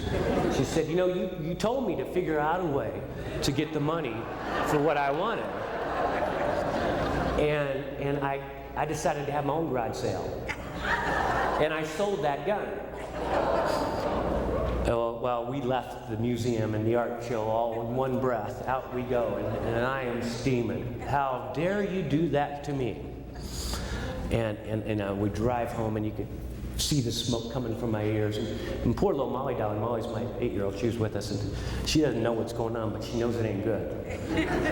And I get home, and I drop her off. I said, I got to go drive around. I got to calm down. So what I do when I get that upset oftentimes is call somebody, usually Father. And I called him up, and you know what he had to say to me? And I really wasn't ready to hear. He said, this is a good time to practice what you preach, Don. You need to turn the other cheek. You need to look at this differently. Let's see it from Kelly's perspective. Kelly's my wife. And I wasn't ready to hear that quite yet, because I was going to get people on my side, you know. That's why I was calling for the support, you know, so then we could go back and pounce on her, because that's what I was thinking I was going to do. Well, anyway, he started to say, now let's look at it. And when he started to say that, you know, you weren't honest about what? And I said, what do you mean? And then he said, did you tell her how much it cost? And I said, no. Did you ask her if she was that? No. So he said, so maybe you have something you need to say you're sorry for. You need to sweep your side of the street. And I think that's the key. If you want to transcend the anger, you have to find some part in the drama that you're involved in that you're a part of. And in my case, those two things stuck out like a sore thumb.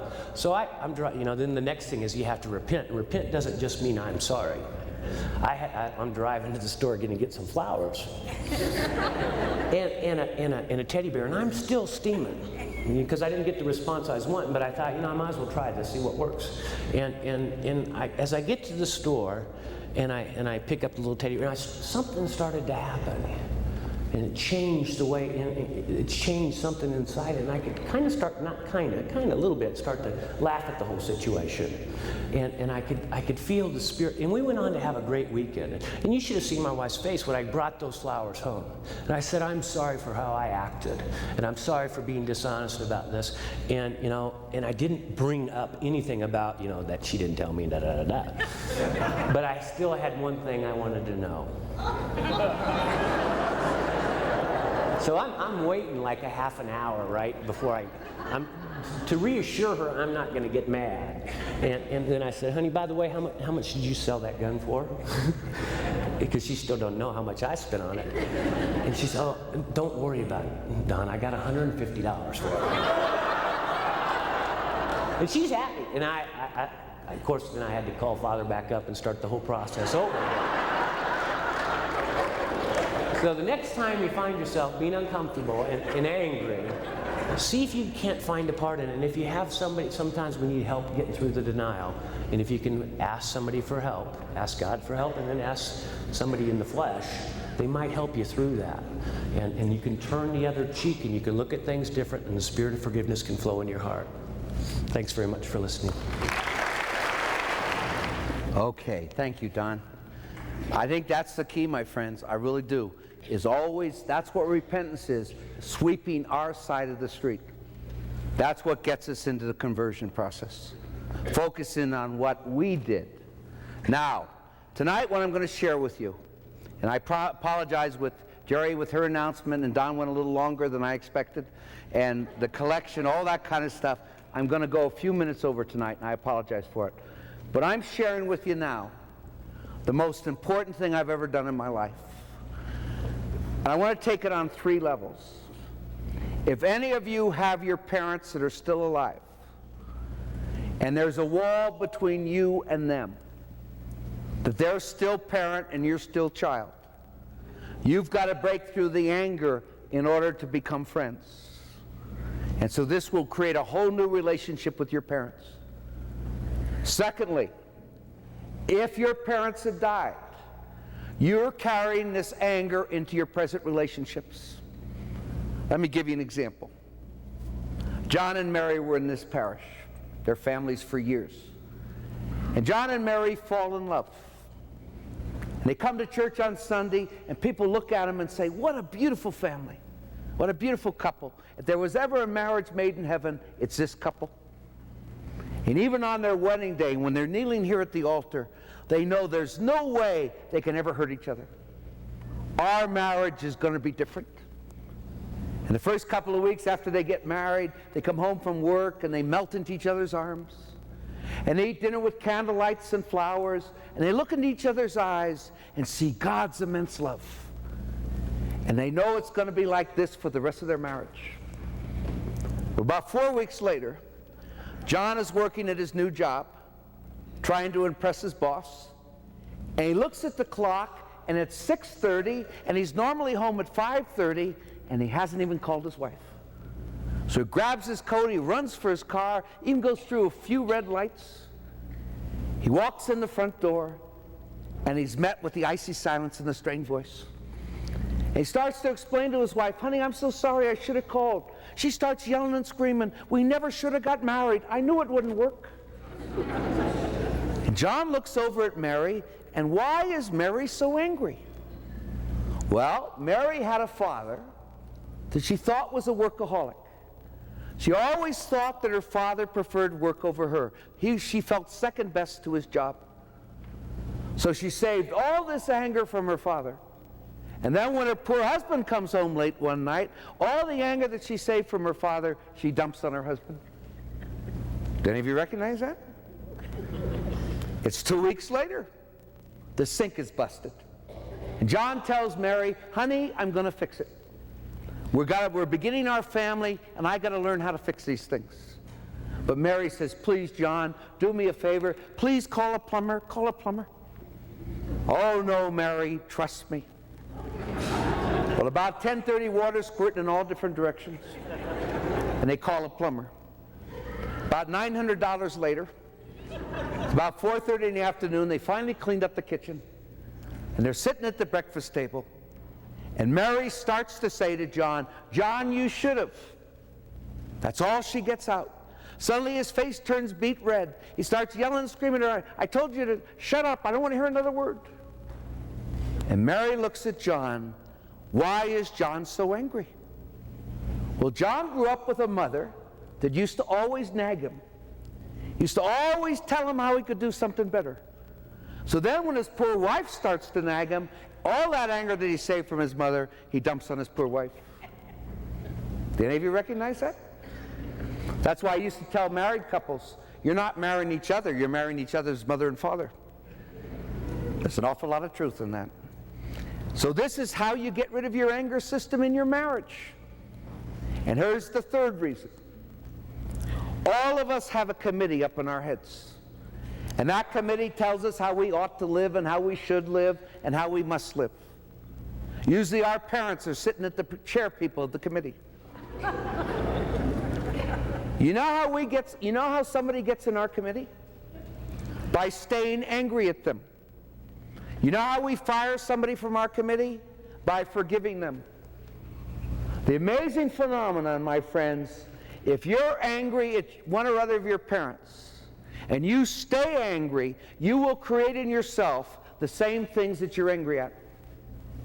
It's an amazing phenomenon. All those things I was angry at my father, that I never forgave him, I created in me. And in its hardest point is if you hate somebody, you become just like the person you hate. That's the power of hate. Now, so it's all these three powers. Letting go of the anger from our parents so we can be friends. Getting rid of the anger system in our marriage. And firing the person from our committee. The most important thing I've ever done in my life. Now, I'd like you to give a whole day to this. I'd like you to go to some piece of nature. You know, sometimes you think I tell this to everybody. I don't. I try not to say anything I don't mean. But I've been to 44 states giving missions. And California is my favorite state. I was born and raised there. I love California. My second favorite state is Colorado. I think it's a magnificent state. It's a beautiful state with a lot of wonderful people. You've got so much wonderful nature here. You know, each one of you deserves a piece of nature. You should have a piece of nature that you can go to when your soul is troubled. I think the most beautiful church in the world is nature. I feel closer to God in nature than I do any church. You know, my friends, in every culture, in every society, nature has been one of the greatest gifts that God has given us. In our fast-moving society, we have made nature a luxury instead of a close friend. And each one of you deserves a piece of nature. There's so much beauty in Colorado.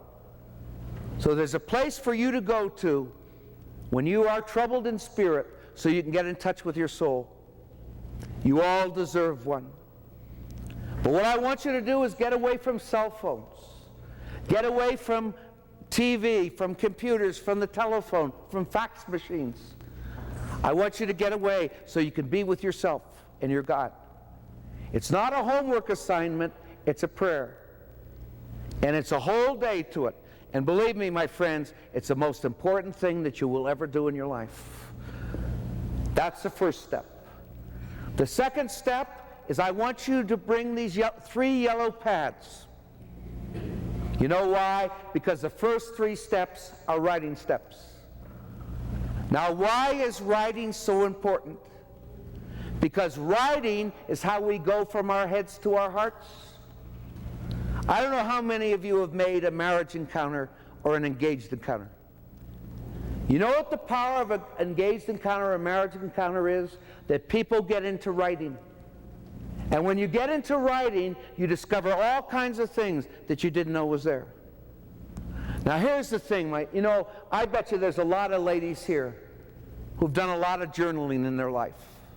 It's very natural for them because they're connected to their hearts. But you know, men, it's the hardest thing in the world to get a man to do some writing. I used to be a spiritual director, and I just couldn't get men to write.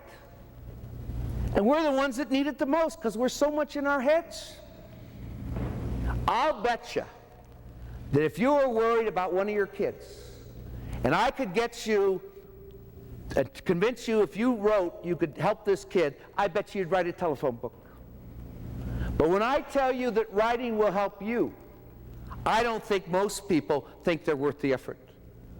So if you do this writing for no other reason than to make a statement of how important you are to yourself, I think it makes the project worth that for that reason alone. Now, here's the first step. I usually say, unless you have real problems with your moms, start with your fathers. Usually most moms, at least till the kids become teenagers, love their kids unconditionally. You know, they just nurture. The hardest job in the world is taking care of an infant 24 hours a day. That's a mission of love. Usually the father is the first person that decides whether he likes us the way we are or is he going to change us. So, but anyway, wherever you feel the most anger to. Now, why do we have to forgive our parents? Because the people we love the most are the people we get angriest the most. No matter how good your parents were, none of you had perfect parents. There's no such thing as perfect parents.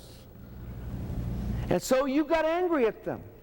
Now, none of us learned how to deal with anger when we were kids. So you know what we did? We stuffed the anger. And we were developing our personalities. This stuffed anger becomes part of our personality. That's why we have these buttons. We weren't born with these buttons, but they come from our childhood. Now, what I want you to do with your father, say, for example, or your mother, is remember the 5 most painful events you had as a child, and how did they make you feel? So you want to remember the event, and when you remember the event, you're going to remember the feelings that you had. I want you to get in touch with your anger. Now, here's a clue. What are your buttons? What are the buttons that when people push, you get more angry than you should? So what I want you to do is reflect on your buttons. Now, those of you that are married, what are the buttons that your spouse pushes that gets you more angry than you should?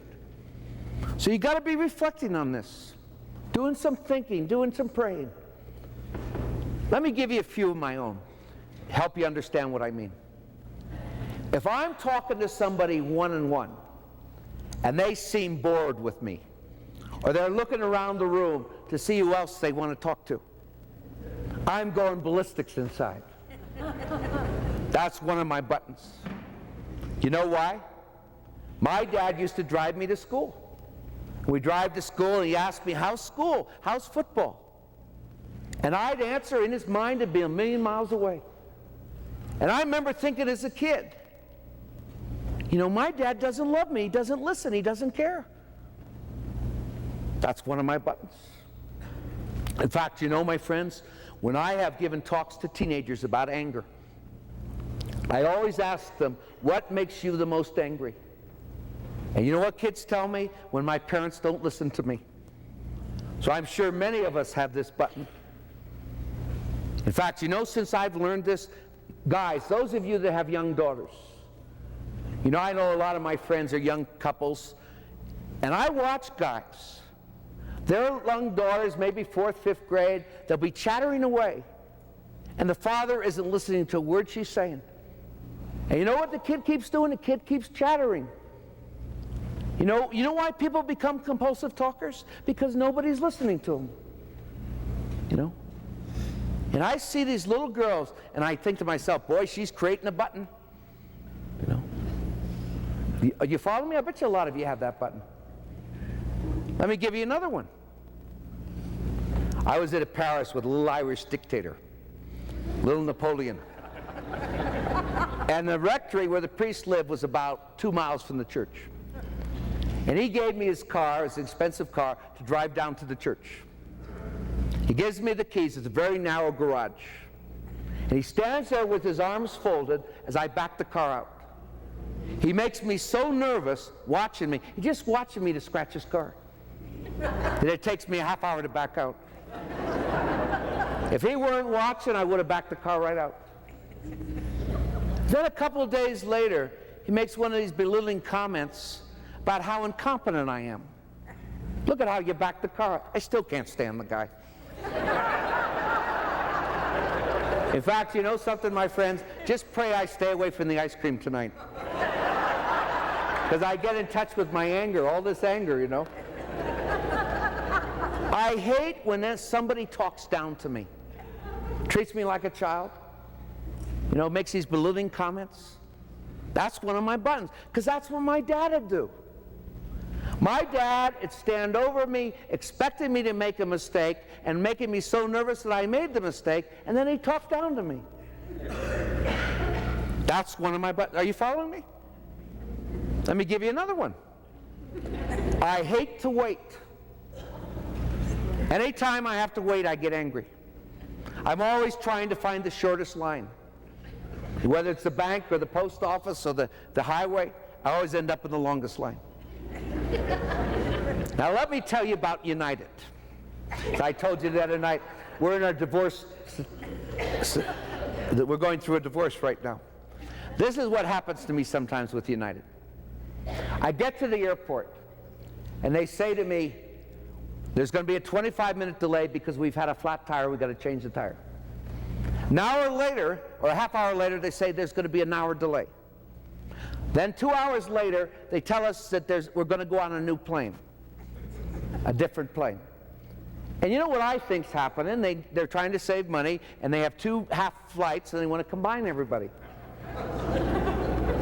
Now, when most people are doing that, most people are working on their computers, most people are reading a book. I'm doing none of those things. I'm fuming. I've told United so many times this is my last flight ever on United. I'm just getting angrier and angrier. That's one of my buttons. You know why? I spent my childhood waiting for my dad to come home. My dad was a bar drinker, and I spent my childhood waiting. So whenever I have to wait, I get in touch with all that anger I had waiting for my dad to come home. Do you follow me?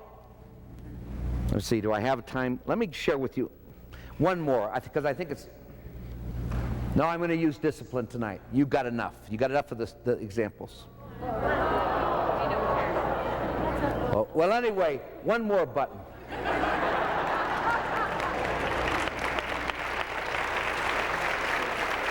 Well, I went down to Southern California, and I just lost 70 pounds 8 months before, and I hadn't put a pound on for 8 months.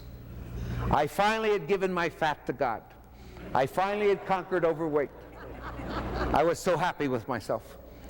Well, some young guy comes to me and he says, "Father, I'm gay, I have AIDS, and I'm dying. And I've told none of this to my family. And they're in this parish, they're Catholics, and I want you to come with me when I tell them. Maybe you can help them understand." Well, the young man poured out his heart. He told his story, shed a few tears. You know what his parents' reaction was? "How can you do this to us? What will people think?" And that famous statement, "Where did we go wrong?" When I left that house, I was so angry, I headed for a freezer, and that was the beginning of a 60-pound binge. Now why? Well, the event I can remember when I did this work, I remember an event, I played high school football. Now the more I talk about it, the better I got. In fact, when I used to teach high school, I used to tell my football stories. And I thought if I taught high school long enough, I would have made the NFL.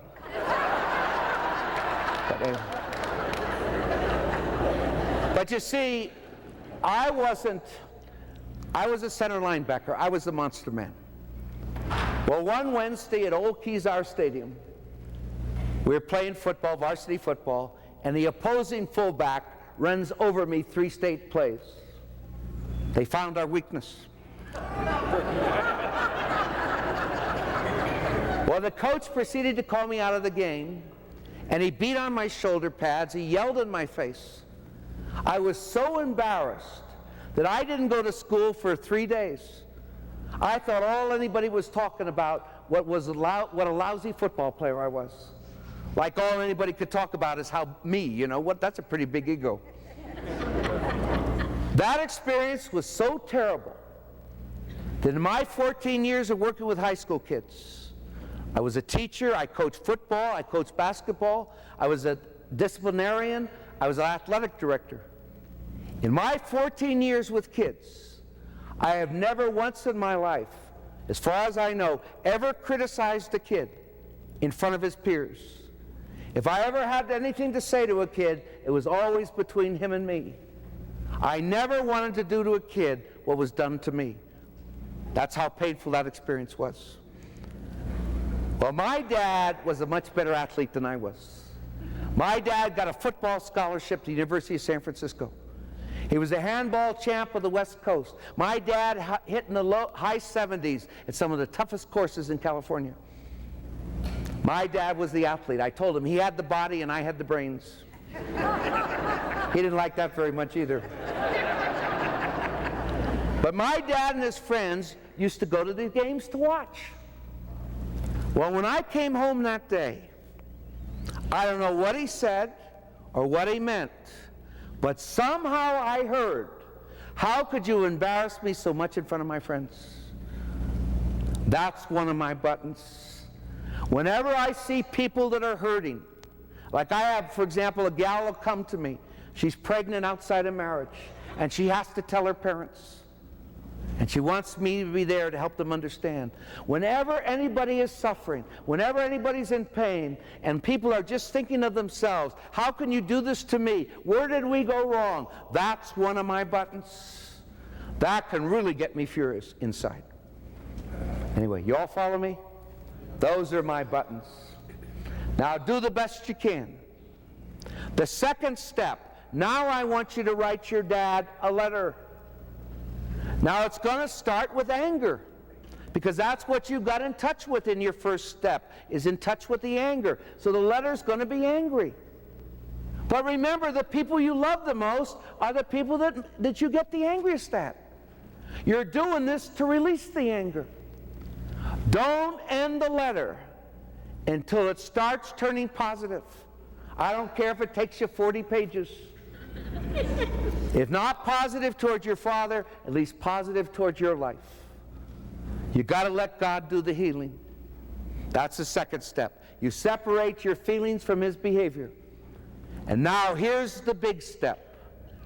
Now what I want you to do is go back to the first list and write down the exact same times that you've done the very same things to the people you love that your dad did to you.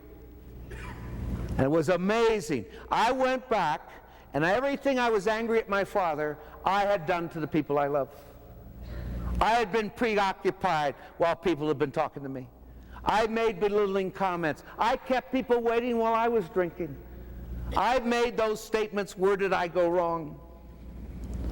I wrote down the exact times that I have done those to the people I love. And when I was writing that, my heart saw that I did not mean to hurt the people I love.